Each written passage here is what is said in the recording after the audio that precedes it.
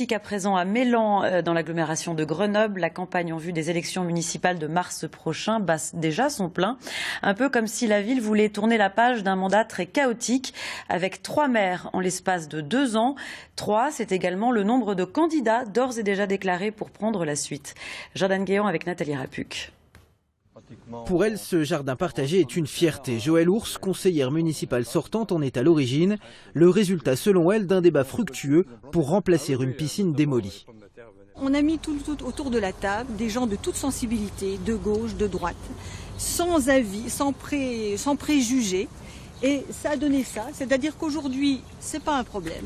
Aujourd'hui, ça donne un beau projet de jardin partagé. Réunir gauche et droite, son credo, la voici donc désormais soutenue par La République En Marche. Alors l'ADN de cette liste, c'est très clair, c'est 3 valeurs et une méthode. 3 valeurs qui sont l'intégrité, l'ouverture et la responsabilité sociale et environnementale. Intégrité et démocratie participative pour mieux tourner le dos au mandat actuel. En 3 ans, Mélan a connu 3 maires. Condamnation, trahison, démission, mise sous tutelle par le préfet. Des budgets retoqués aux maires privés de tous ses pouvoirs, la ville a vécu 6 années chaotiques. Voilà qui explique sans doute cette campagne précoce.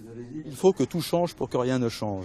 C'est-à-dire qu'il faut restructurer ce qu'il y a d'existant aujourd'hui. Il faut changer le maire, l'équipe, la façon de concevoir le rapport aux habitants, la façon d'organiser les choses, la façon d'organiser les services, pour que rien ne change. Et rien ne change, ça veut dire garder cette qualité de vie à Mélan. Une campagne dont l'opposition veut tirer profit. Philippe Cardin partira sans étiquette, mais avec la même équipe qu'en 2014. Pour lui, le choix de la cohérence. Les 6 élus qui sont avec moi au conseil municipal repartent pour cette nouvelle aventure. Notre idée, c'est qu'après avoir acquis et compris les dossiers de la commune, on voudrait accéder à la gouvernance pour pouvoir faire avancer notre commune et servir les Mélanais. Candidat ou pas, le maire sortant n'a pas encore tranché, mais une chose est sûre, le blocage des dernières années a eu au moins une vertu financière. Faute d'investissement, les caisses sont pleines, les dettes assainies. Le prochain maire aura donc les coups des franches. Après 12